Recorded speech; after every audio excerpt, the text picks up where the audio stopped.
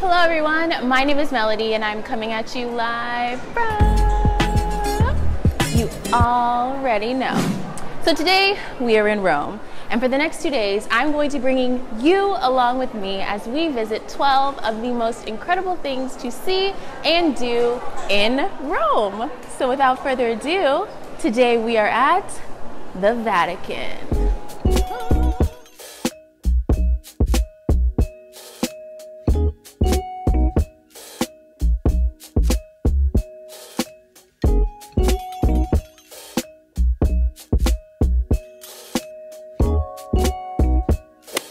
First up is the Vatican. I mean, did you even go to Rome if you didn't see the Vatican? Answer, no.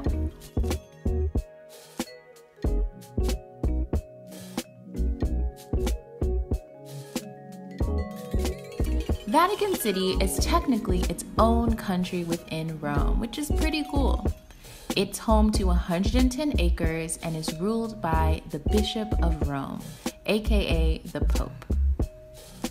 Within Vatican City, you will find St. Peter's Basilica, and just a little heads up, Basilica means church, and you will hear this often in Rome. The one and only Sistine Chapel, painted by Michelangelo, and the Vatican Museums.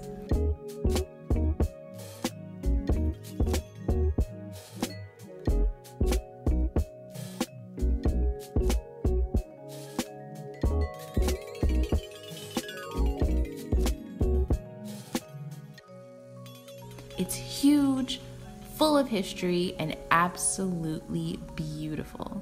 You can easily spend an entire day wandering around the museums and churches.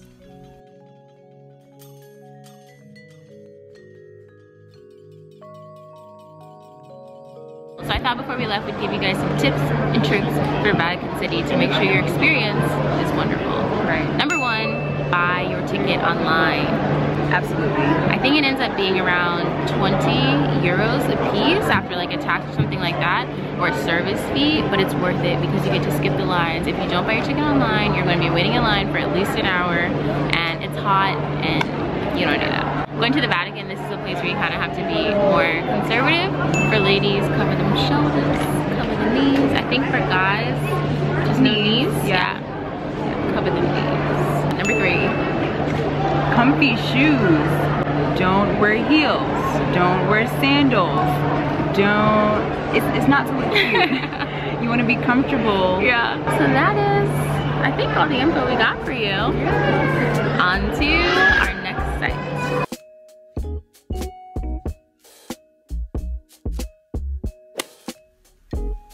Next up is the Piazza del Popolo. Now, just like the word basilica, you will hear the word piazza a lot in Rome. Piazza is Italian for square, and that's basically what this is. But this one is special because it's home to the Porta del Popolo, which is an ancient Roman gate. The gate is across from the very important and famous street called Via Flaminia, which was, in its day, the only way in and out of Rome. Because of this piazza was usually the first thing that most people saw when they came to Rome. Another cool thing about this piazza is that in the middle of the square, there's an Egyptian obelisk of Ramses II. It was taken from Egypt and brought to Rome, which, fun fact, makes it the latest addition to the piazza, but the least changed.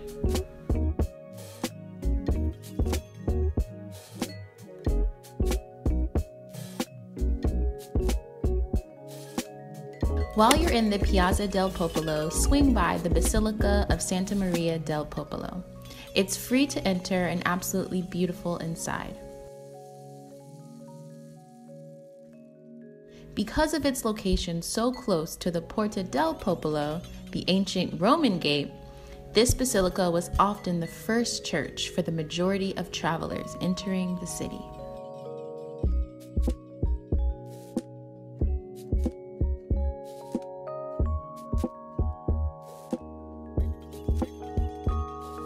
Not too far from the Piazza del Popolo, you will find the Borghese Palace, turned Spanish Embassy. If Borghese sounds familiar to you like it did to me, it's because the Borghese family is a noble Italian family who moved to Rome in the 16th century, where they rose to wealth and fame. Their coat of arms includes eagles and dragons, so you will see both of these symbols often decorating the outside walls of the palace.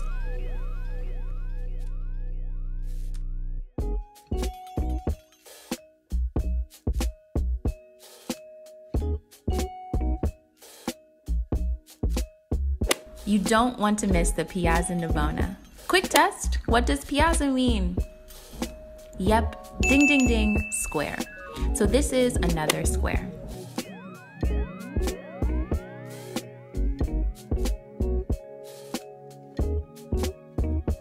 In the middle of the Piazza Navona, you will find the famous fountain of the Four River Gods by Gian Lorenzo Bernini in the style of Baroque Roman architecture.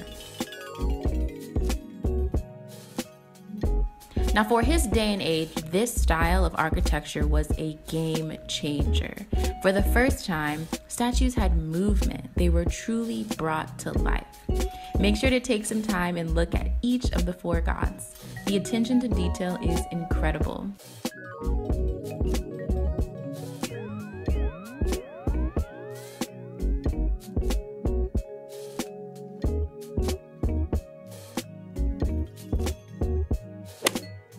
There are tons of gelato shops scattered across Rome, but Gelateria della Palma is special.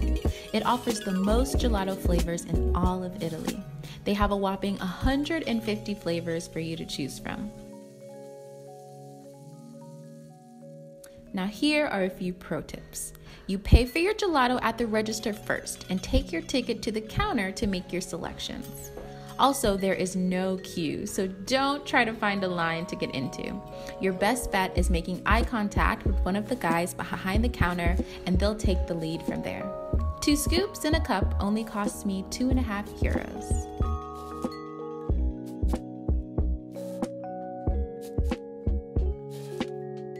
Something you have to try while in Rome is the water from one of the 2,500 free drinking fountains scattered across the city. I know what you're thinking, and I was skeptical too, but it's completely safe. The water is pure spring water from the mountains above the city, which means it's fresh, ice cold, and totally safe to drink.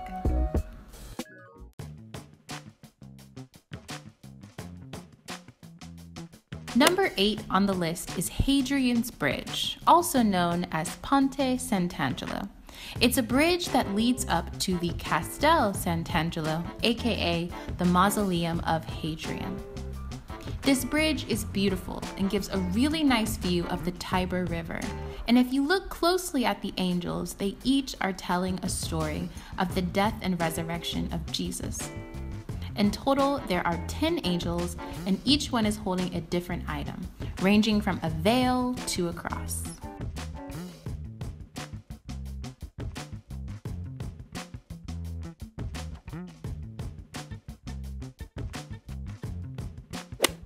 While in Rome, we found that to our surprise, parks are hard to come by.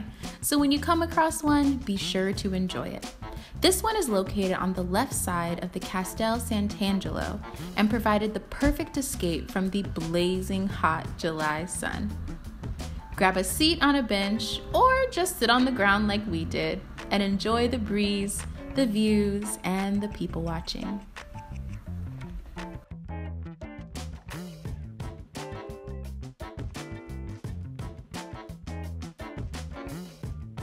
So if you're in the mood for pasta but you don't want to pay a lot of money or sit down in a restaurant, this is a perfect option. It costs around €5 and you get to pick your own pasta and your own sauce. They also have sandwiches, salads, beer to go, wine to go. So we both ordered 2 pastas, and when they are ready to go, we're just going to walk over to a new piazza. I think we're going to try the Piazza de I'll insert it right here. Don't remember. But we're gonna walk over there and just eat it in the middle of the square. So if you don't know, piazza means square. So yeah, this place is definitely a must-see.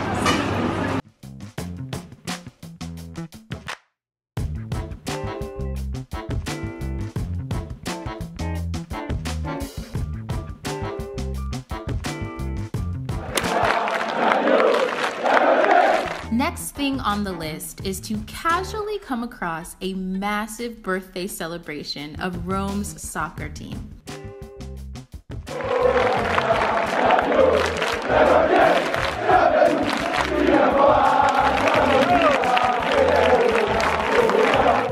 Full disclosure, when we first walked up, we had no idea what was going on. Is it a riot? Is it a protest? Is it a block party? We weren't sure. But shortly after walking up, some kind Italians informed us what was going on. It was the 19th birthday of Rome's soccer team, and this is how they get down. Chants, songs, flags waving, colorful smoke grenades. It was absolutely incredible to witness.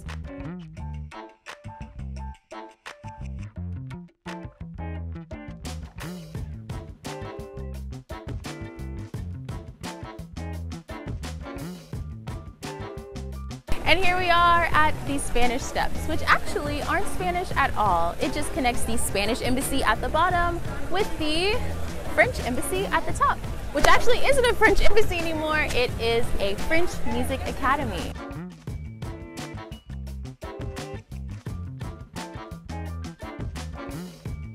We decided to come here at night to beat the heat, and I think we are in good company because a lot of people are here too.